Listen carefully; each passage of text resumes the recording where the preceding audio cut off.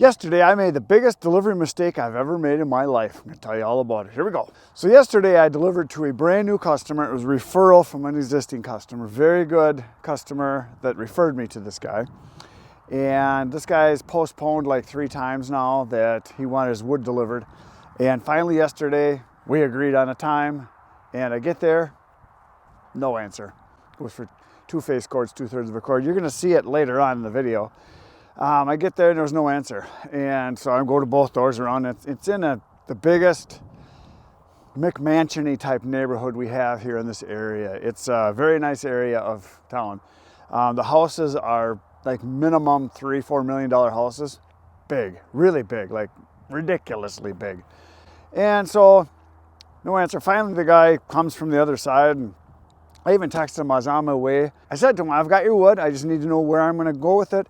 Show me where I need to back up, because we had agreed that I was going to stack the wood. He said, that's fine. I'll pay you to stack it. And I said, okay, I need to be able to back up right to the spot where it's going to be stacked. And when I saw the driveway, you're going to see it. I'll show you in the footage later, that it's a straight back right in, and it's the back of the big outdoor fireplace area. So I had to kind of just go around the shrubs. So one of the spots where I put the wood, literally I could grab it and set it. The other spot I had to kind of go around, and then he also wanted some in those openings in the front of the unit that I had to put in there. So okay, I gotta walk a little bit. I guess I should have asked him more specific questions, and it was my fault from the get-go that I didn't ask more specific questions. I didn't ask good enough questions or enough questions. Being that it was a new customer, I should have asked specifically, where is it going to go? How far is it from the driveway? And that part alone wouldn't have been so bad. So he shows me those 2 spots. I said, oh, okay. So I'm thinking, that's what I got to do. Back up, and I can put some of it right out the back of the trailer, the other one right out the side, and then I got to go around and fill those 2 little cove openings that they had there. And then he says, oh yeah, and he says, we got some inside too. I said, what do you mean inside?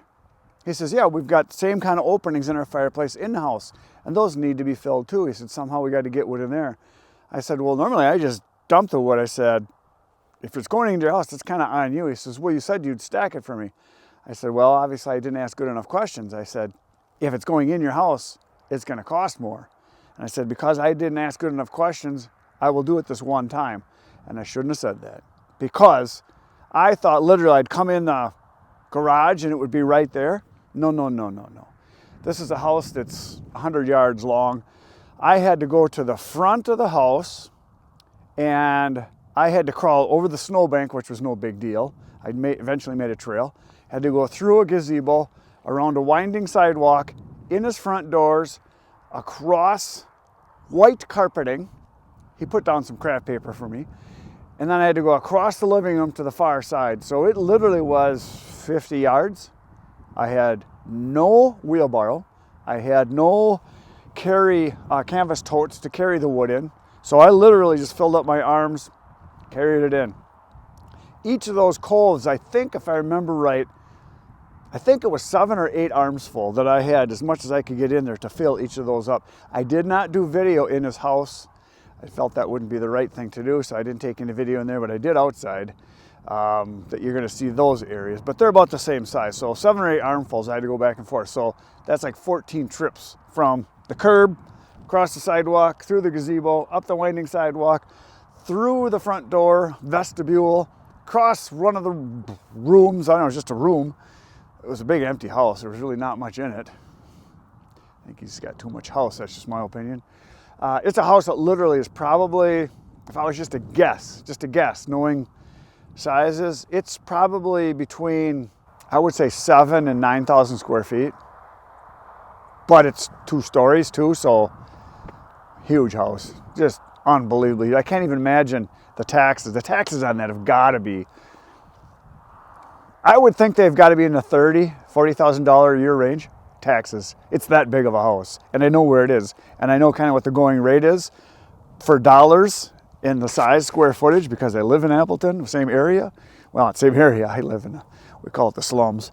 But I mean, there's nothing wrong with it. It's a beautiful house and everything, and I hope he ends up being a good customer. But I made the mistake that I didn't find out enough information to find out where exactly the wood was going to be going with a new customer, and Maybe he was trying to avoid telling me that it was going to go into the living room. I don't know. But I agreed before I had all the information. So it was my fault for not getting all the information. I should have been more questioning. So the next time he calls, and I will remember because I know his name, I will say, yeah, that last time, we originally contacted each other back and forth, I said I would stack it, and it's $25 per face cord. He ordered 2, so it's $50 if I can back up directly to it and I can load right off of there without having to walk. And I didn't specify that good enough. I should have said, if I have to walk at all, carry wood at all, wheelbarrow wood at all, it's going to be an extra charge. And he would have probably paid it. He was very appreciative. He gave me an extra 20 bucks. So I got, the cost of the wood was $3.60 for the 2/3 of a cord.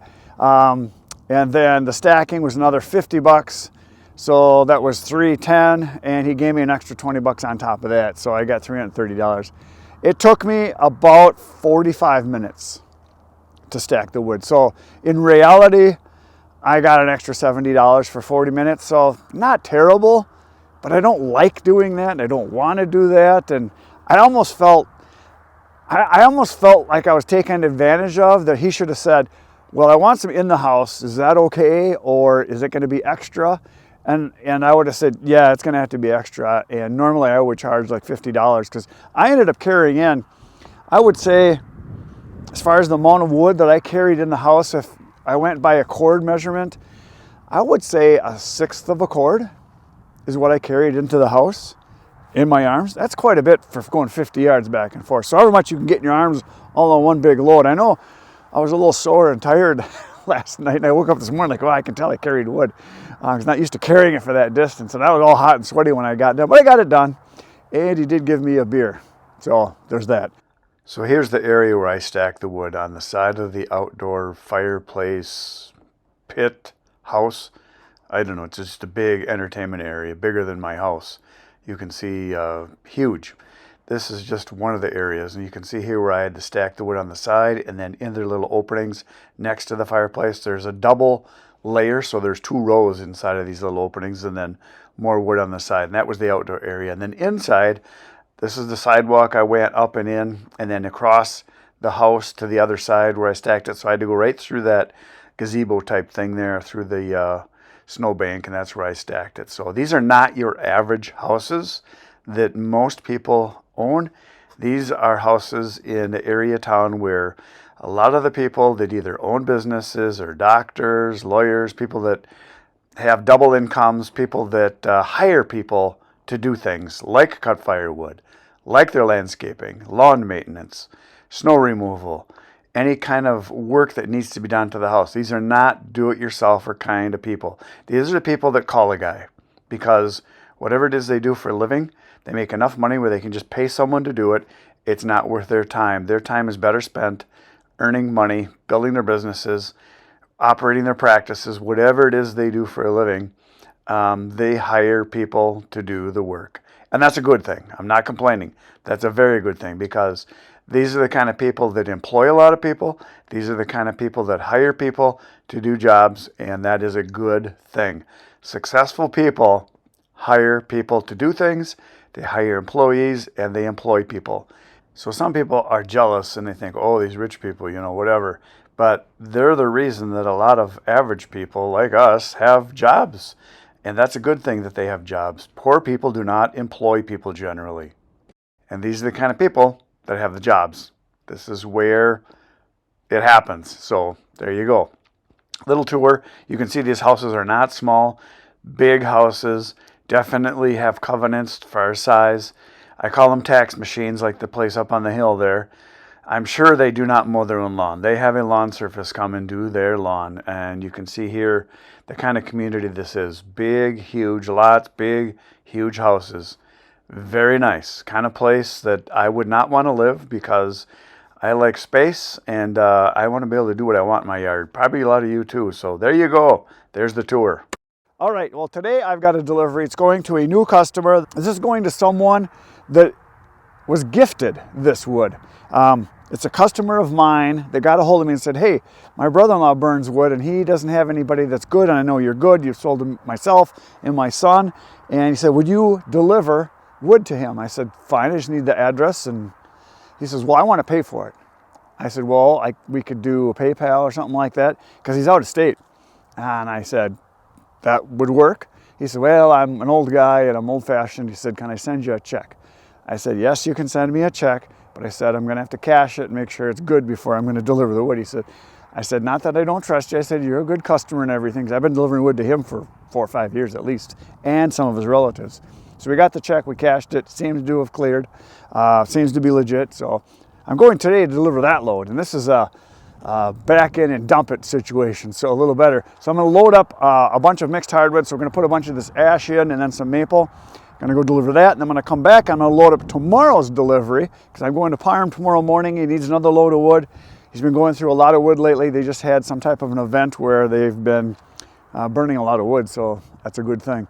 All right, done talking about the delivery screw up that I made and the carrying of the wood, and we're going to load some more wood.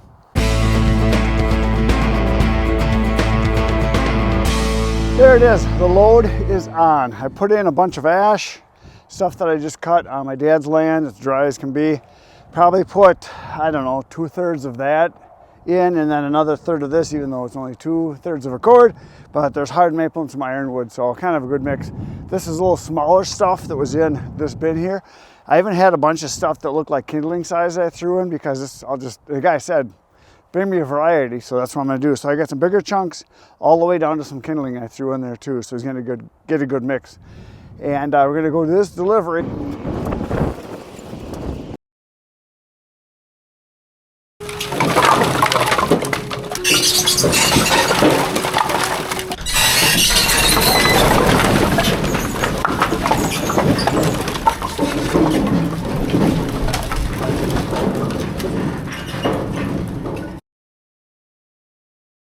So that delivery is done, and I have one more load to put on. I'm going to use the big dump trailer for this one. I'm going to Parham tomorrow morning. I'm only going to be taking 2/3 of a cord, and I usually take it in the little dump trailer because I can just fill it up, and I got exactly, well, actually a little bit more than 2/3 of a cord or 2 face cords. But I'm going to use the big trailer, and I know how much to put in to get 2/3 of a cord in here. I know how much to put in to get a full cord or 3 face cords. I know how much to put in 4 face cords, which is full, but I'm going to put a half a load in. It'll be 2/3 of a cord, and I'm going to do that because I want to use this trailer, because tomorrow after I'm done with my delivery at Parham, I'm heading down to my dad's place. I'm going to pick up a load of ash, because I am almost out of ash, because I got people buying it like crazy.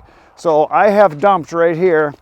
There was 3 piles. I have 3 loads with the big trailer dumped right here, and then there was a big one dumped over there. So I've already dumped 4 big loads right here and 1 small one. So that means that's 4, that's 16, 17, 18 face cords. So that would be 6 full cords I've dumped here, and I've sold, this is what's left.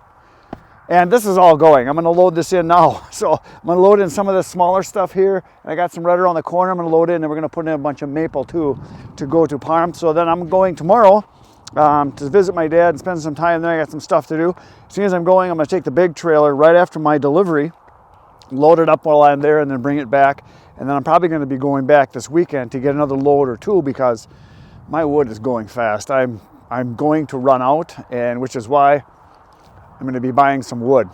I got a guy that I have been talking with, and he's got a whole bunch of dry, barkless, small oak, ready to be sold kind of stuff that I'm going to process probably on my dad's property, because it's right over there is where they're harvesting it, cutting it, piling it up, big massive quantities. So that's what's going to happen. So right now I'm going to load this up, and you're going to watch the sunset while I load it. It'll be pretty.